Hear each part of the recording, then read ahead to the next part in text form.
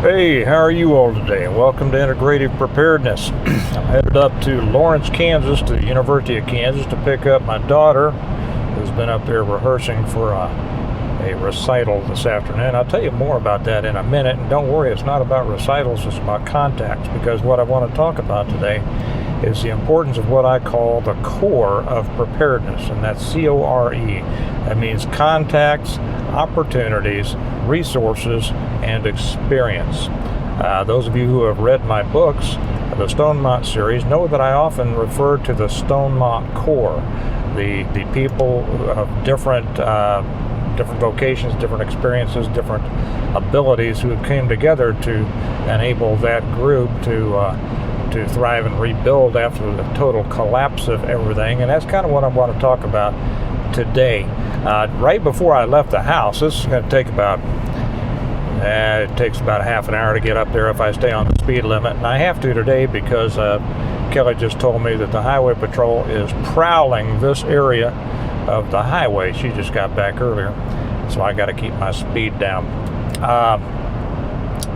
But just before I left, interestingly enough, a good friend of mine called and added to this topic, and he's an old friend, one of my spirit brothers, my Irish brothers.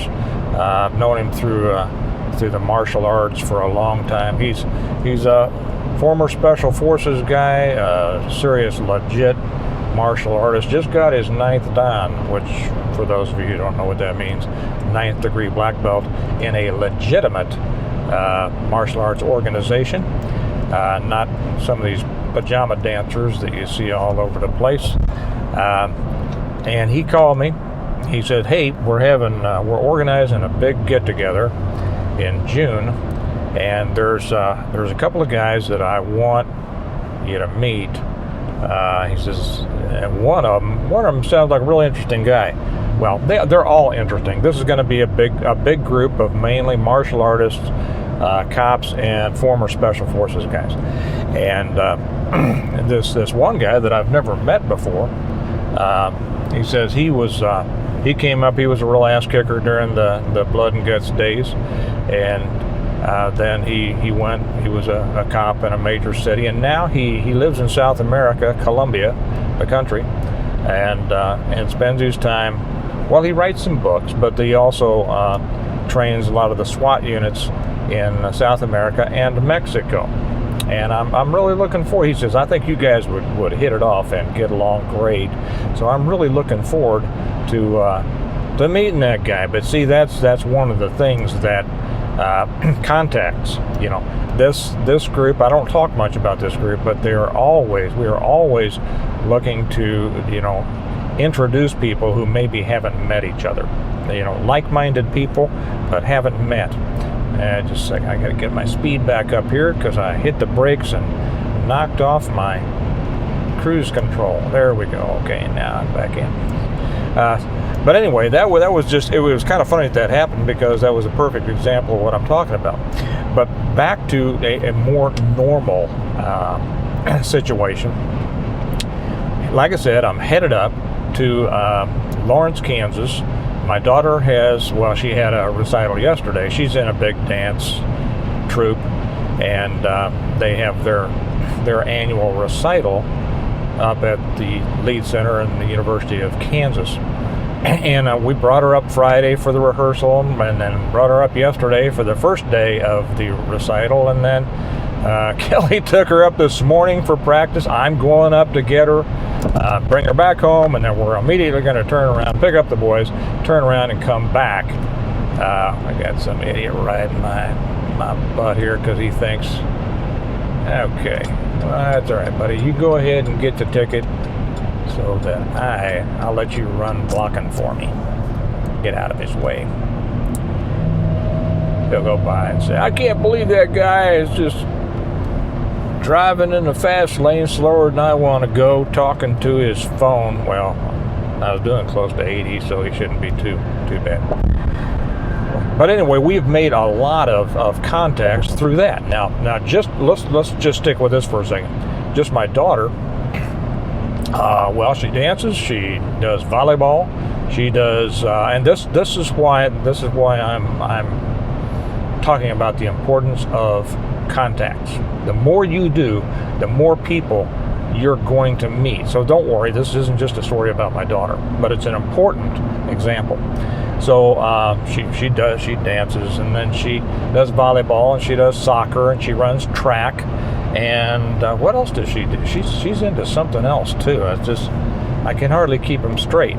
And through those groups, we have met large numbers of people, as you can imagine. I mean, they go to a very large school, and we know a lot of people. And among those people are people with experience in a vast variety of disciplines and skills and knowledge bases and things like that. For instance, the other day when I was talking about the truth about CBDC, when everybody in YouTube land was all screaming and hollering about they've passed a law making CBDC legal or something like that. Well, no, I called a friend of mine who is a friend of mine because I met him through one of my daughter's activities. His daughter was in the same one. We became friends. He's one of those good old boys from western Kansas, but came to the big city to make himself good,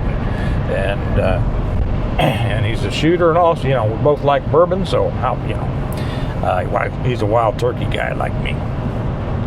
So I was able, as a result of that contact, to call him and say, hey, what's the real scoop on this? And he was able to tell me, and I was able to pass on to you, no, that information was false, and don't worry about it.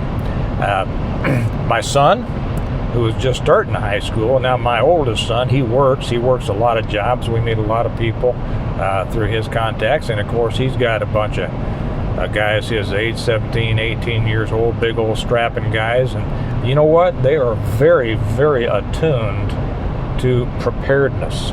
I know a lot of people, a lot of older people, especially those people in the prepper so-called community that kind of keep themselves to themselves, and as a result, they have a big distrust of the rest, the world that they don't know, which for the most part is most of the rest of the world, because they keep themselves isolated and they remain within a kind of a self-imposed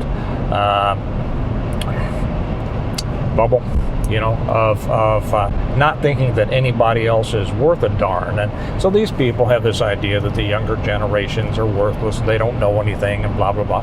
Nothing could be farther from the truth. Now, there are plenty of people in the younger generations that are worthless, but there are plenty of people in the older generations that are worthless too, and I think these people forget about that. Not about generations, it's about the people. My second son, matter of fact, 14 years old, he just started his first job. All my kids start their external jobs at 14 because it's important for them to be out in the world, not just working in the family business. Now, they make a lot more money working for me, but I like for them to go out and get experience working for other people. They learn how business operates. They learn how to deal with people. It is the larger pond you swim in, the more skills you're going to be able to develop. and among the most important of those skills is dealing with people. You keep yourself in a small pond, there's a limit to how much you can grow. If you fished in farm ponds, you know that the fish just don't get that big, right? The bigger you get out to a big lake, they get bigger. You get out to a river, they get bigger. You get out into the ocean, and they get bigger. My suggestion is always swim in the biggest pond you can. Swim in the ocean. You're going to develop skills that you never will back in that little farm pond. Okay, so my second son started his first outside the family job. Plus, it makes them appreciate how much money they make from dad, and it's a lesson in how it's important not to work for somebody else. Even though when you're younger, it's good to get the experience and the skills. Once you get a little older, you ought to establish something of your own. You need to establish your own business, and that's a lesson. When I pay them, when they work for me during the Christmas-like season, and I start counting out those bills into their hands, and their eyes get big, and they get a few $100s for a few hours work. They can't believe it, and they say, wow, how this compares with what I would have made at $15 an hour. Now they understand the importance of starting and building your own business. So anyway, through my second son, he just started football. He's a freshman going into high school, so he just started football. And the football program at his high school is amazing. They have a huge and very active booster club. It's a 6A school, and they were state champions last year, Kansas state champions of 6A, the big schools, not the smaller schools, the big schools. Here again, the importance of swimming in a big pond. You are only going to grow to the extent that you are tested, and the more that you are, the larger group you swim in, the more you're going to be tested, the more you're going to grow in all sorts of ways.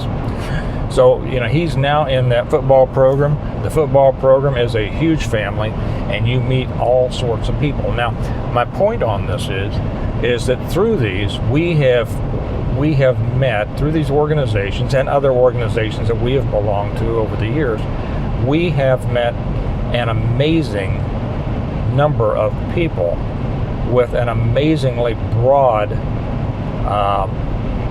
skill base. And I doubt that I can think of anything that we would need that we don't know someone who does it for a living, who specializes in that. Okay? And the reason that we're able to do that, and the reason that I'm talking about this is because I hear too often in the preparedness world about people, they complain about they don't know anybody, they can't trust anybody, they don't like people, blah, blah, blah, blah, blah. Well, that's too bad. Going through life, kind of separated from the larger society, it puts you in a weak position. I'll just be honest with that, and I'm not trying to chap anybody's butt over this, but it's just the truth, and it's the truth that if you'll accept it, you will grow as a result from it. You try to isolate yourself. You are isolating yourself from contacts, from opportunities. If you see what I'm talking about here, from opportunities, C.O.R.E, C-O-R-E. Contacts, the more contacts you have, the more opportunities you're able to have. The more resources you're able to develop, because people that you know are resources. If we for instance, we have a medical situation that we need an answer on, we don't necessarily have to go down and sit in an emergency room for hours. What we do is we maybe call one of the many doctors that we know and say, hey, what about this? Is this? And they'll say, well, hey, no big deal, or do this or do that, or Mark, my buddy who's a paramedic and an ER nurse, here, do this, no big deal, or that sounds like such and such. Let me send in a script, for to this pharmacy for you, and we'll take care of it. Okay, so that's resources, and then the E is experience. The more people you know, and which means the more widely varied their knowledge bases are, the more experience, not that you have, but the more experience you have available to you. Okay, so you have experience of the guy who's the car mechanic. You have the experience of the guy who's the doctor. You have the experience of the guy, somebody gets crosswise of some legal situation. You have the experience of your friend who's a lawyer.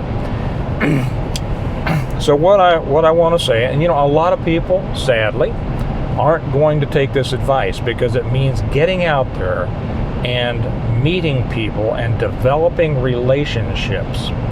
And And I know that there will be the ones that say, well, again, I don't like people, I don't like this, I don't like that. Well, and I've always been disappointed, or people will stab you in the back. I've had people stab me in the back. I've had people betray me, but you know how many? Not many. Not many. And because of the things I've done, I have just known, well, I have a very wide experience base. I haven't had that many people. I've had some that, like I say, I wouldn't let in my garage, let alone my house, but that has not been my experience. And a lot of that simply comes down to discernment and being picky about who you deal with. Okay? Be picky, be a good judge of people, and then involve yourself in activities. And the more you do, and the more you put yourself out there and allow yourself to become involved, the stronger you're going to be because of your core. You know how in fitness they're always talking about the core? Because of your core. Your contacts, the opportunities that affords you, the resources that puts at your disposal, and the experience base that you have to draw from. Okay? All right. Well, I'm just pulling into the outskirts of Lawrence here, so I'm gonna call this a wrap and go pick her up, and I just might make another one on the way back. Who knows? It's a pretty drive for those of you who haven't been to Kansas. By the way, this isn't too far from where we're going to have our gathering this July. If you haven't registered for that, you can do that over on the Patreon site. But Eastern Kansas is just a beautiful place, and you know what? I wouldn't live anywhere else. I really wouldn't. Anyway, you all have a good day. Remember the core, and remember that we prepare well today in order to live well tomorrow. And I'll talk to you later. Bye-bye.